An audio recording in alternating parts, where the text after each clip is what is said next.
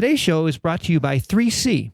Comprehensive Cannabis Consulting helps clients design, build, and optimize their cannabis business from initial assessment and planning through operationalization and ongoing management. To learn more about how their services are tailored to meet the unique goals and objectives of each of their clients, go to 3ccannabis.com. And for a limited time, 3C is giving all MJBulls listeners an additional 10% off their fees just for mentioning that you heard it on the show. Go to 3ccannabis.com. So we should have the license next month. We have two very large 50,000 square foot buildings, one in Grand Rapids on the second busiest street in the entire state, and the other one in Muskegon. From Bumming Media, it's the MJBulls Podcast, a show about raising cannabis capital. I'm Dan Humiston, and on today's show, how the frustration of not being able to find consistent nutrients and supplements caused this Michigan grower to create its own nutrients and supplements line.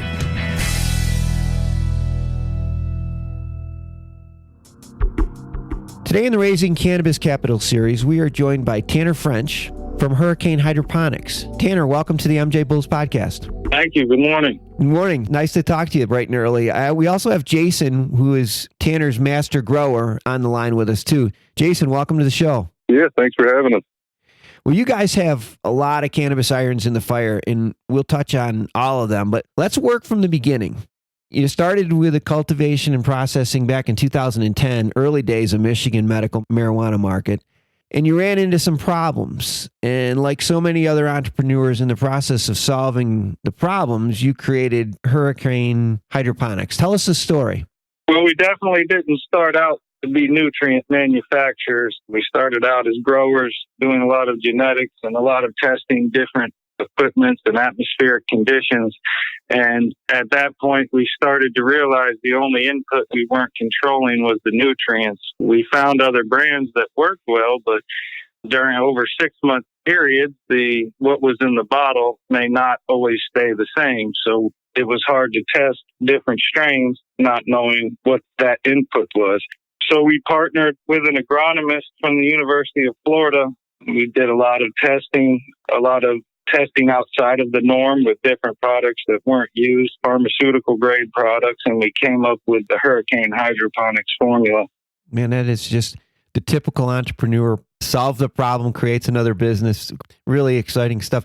Jason, you said that there's a lot of different ingredients in your nutrients and your supplements that set you apart from the rest of the pack. Tell us about those.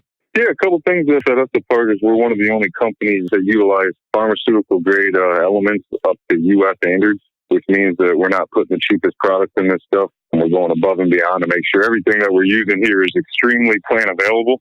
And one thing that we do utilize in these formulas as well is potassium acetate. Now, there's been studies done by a couple different universities to show that potassium acetate is actually 38% more plant available than any other form of potassium on the market. Now, you might ask what potassium does for the plant. Well, potassium plays a direct role in creating all the carbohydrates, amino acids, proteins, sugars. All those, in essence, turn into our terpenes and our cannabinoid production. So by utilizing potassium acetate, we've been able to find that we're able to bring out more flavors, more colors, along with higher yields. And we're able to use less product, which is what makes it really nice. Wow. I'm sure the growers appreciate having a consistent product so that they can just remove that variable. They don't have to worry about that aspect of what they're doing. Yeah, definitely. And one other thing that they really appreciate is these formulas here, there's a lot of nutrients on the market. You have to feed the plants 2,000, 2,500 parts per million in order to get the results you're looking to get out of those plants. With Hurricane Hydroponics, we're generally somewhere between 400 and 800 parts per million. And there's really no reason to ever get above 800 parts per million, even at the peak of flower, to see the results you're looking to get. I see on your website that you only sell this product through authorized dealers. How would someone become an authorized dealer? To become an authorized dealer, all they'd have to do is contact Hurricane and have a tax ID, and they could be an authorized dealer. All right. Just a retailer would go. Mm-hmm. Another thing about the nutrients as well that separates us is our 1-800 number goes to master growers in the field that are using this product on a daily basis as well. So it also helps alleviate a lot of early accidents if people are unsure what to do, opposed to just calling a call center with someone who may not have any idea what you're talking about. Yeah, you guys walk the walk. This isn't a side hobby. You talked about some of the strains that you created over the years. You have a very large proprietary genetic plant base. What are you planning to do with this? Currently, all the plants we've breeded are going into our facilities. Like I mentioned earlier, we have a facility currently operating in Washington that will house our genetic plant base, as well as the facility in Michigan. We haven't stopped creating. We just did about a 2,000 square foot grow of nothing but breeding to get even more strains. I think this is what will really separate everyone in the future. As everyone learns to grow better, that will be the next big variable, will be the people who have the better strains and have spent the past 10 years crossing them to have something that no one else has in the marketplace.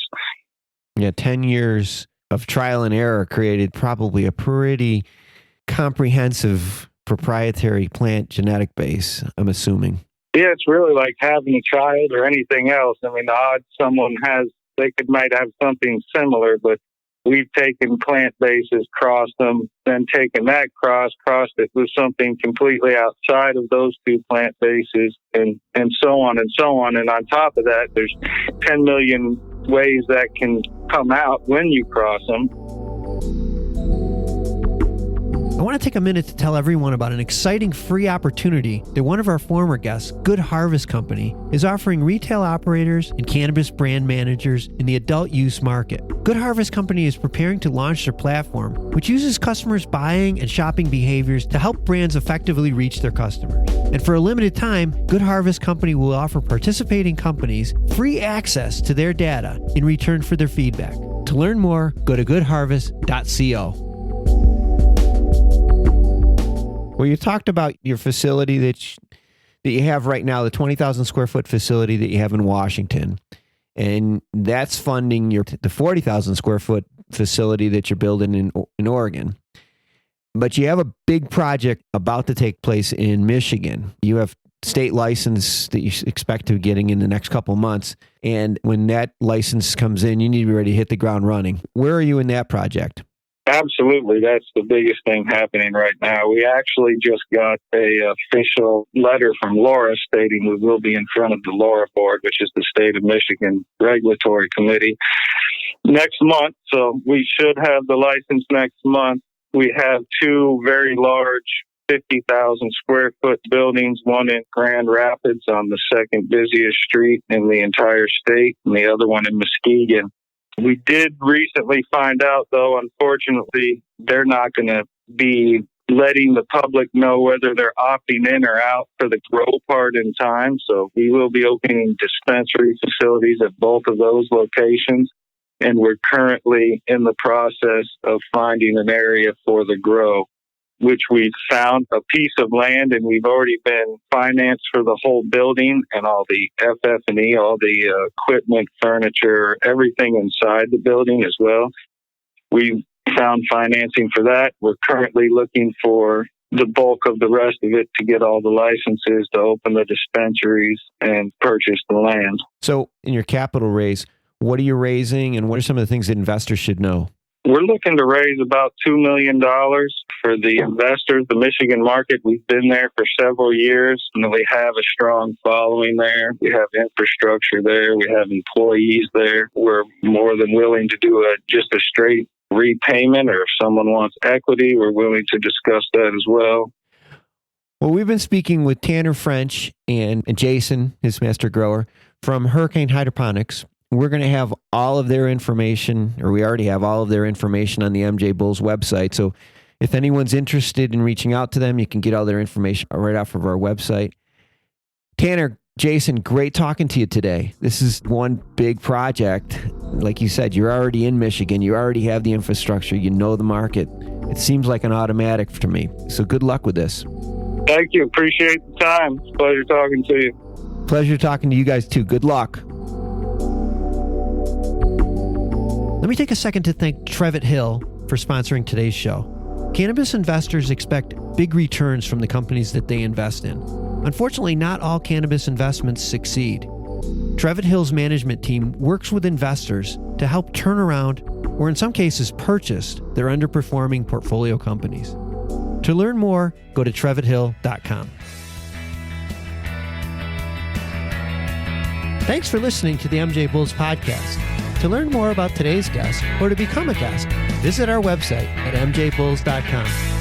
Today's show was produced by Bumminett Media, with original music composed by Jamie Humiston. I'm Dan Humiston, and you've been listening to the MJBulls podcast.